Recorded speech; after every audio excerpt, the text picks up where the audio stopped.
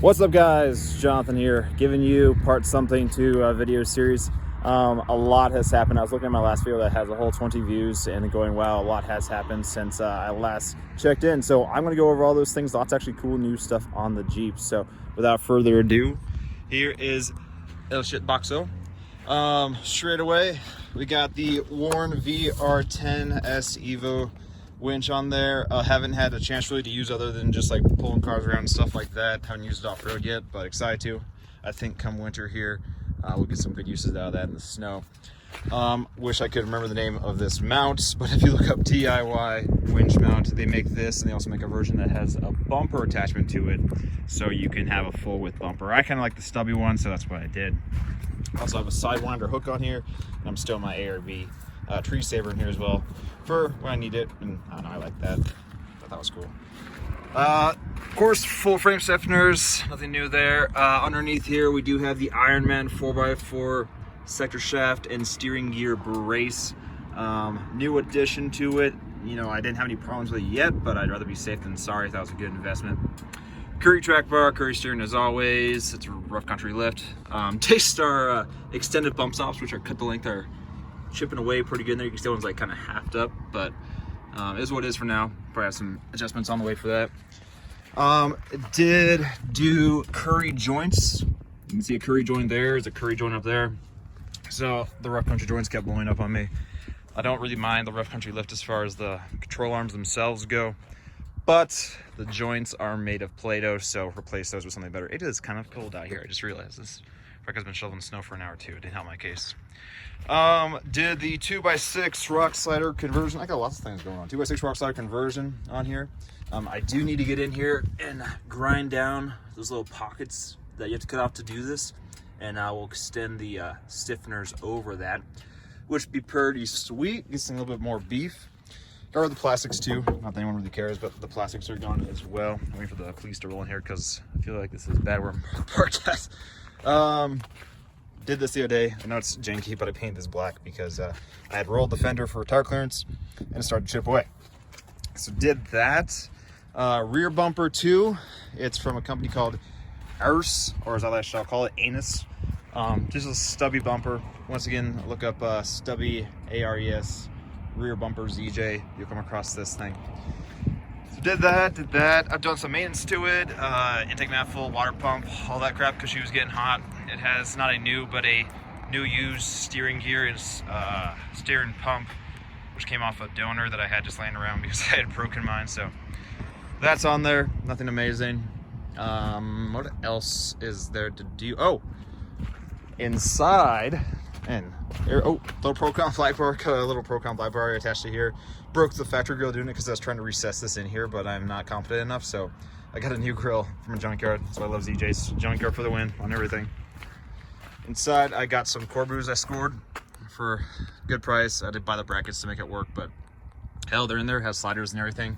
The interior's in shambles. Like, the front doesn't look half bad, but the back is just, I can't go back there yet because there's other stuff back there. The exciting part. But yeah, that was a very quick summary. Lots of things have been done to it. It's still rolling 35-inch Nittos, Procon beadlocks, yada, yada, yada. But here's my exciting new stuff. It's locked because I planned really good. Actually, there's one more cool thing back here before I show you the cool stuff. There's one more cool thing that is new, but not like planned. In the back here, ARB twin compressor. I had to, when I did one of my cuts back here, you can see how it divides the hang down on this side, but it does on this side because I haven't done this side yet. This little box back here, that's like underneath that is the wheel well, obviously.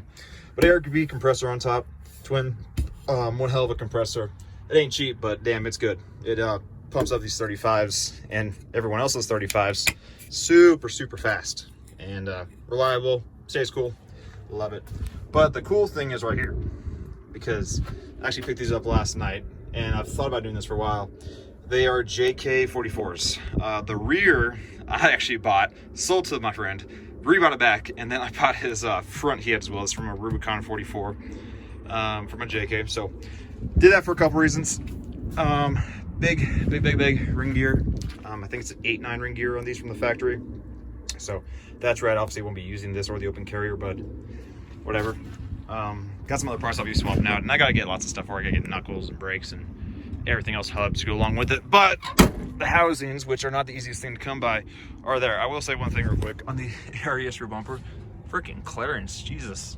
Like, my tailgate is slightly rusty down here, and after wheeling, this thing is just like with like rust underneath it. So, but yeah, JK axles, they are 5 inches wider than stock, so that's going to help me with some clearancing issues I'm having.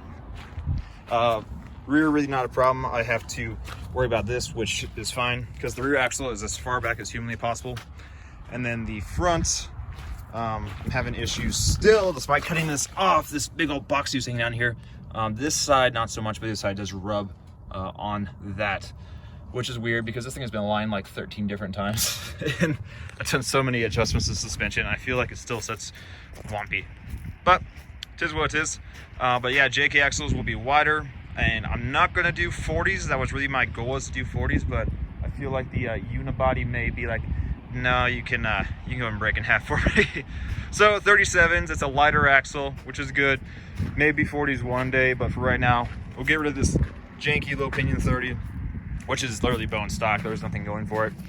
And we'll sell off this bad boy back here, which actually are really good. It's a 488, which is, I mean, it's like really good.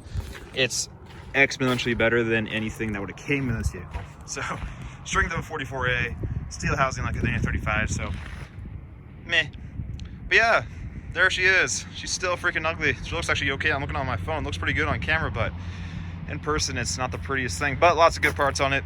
I'm not here to make it look good. You see me on video, I don't look good either. So just something that will be good to drive on, and something to go wheeling with. Really just have a good time with, which is what I'm looking for. Probably end up buying a truck here shortly. So I'll have a tow rig to actually get this thing around, especially in the meantime as this thing's getting built, because God knows how long that's going to take. And I'm not going to do it because I'm lazy and I weren't done correctly. But I'll do the other thing. I'll bolt on axles and stuff like that. But as far as wheel and brackets on stuff and all this stuff. Oh, also, by the way, doing that kit, not do the kit, but the JK axles. I'll just turn this thing around so you can look at my ugly face again. Sorry, I keep looking out for police because I am next to the road and I'm like on a dirt patch and I feel like it's not legitimate.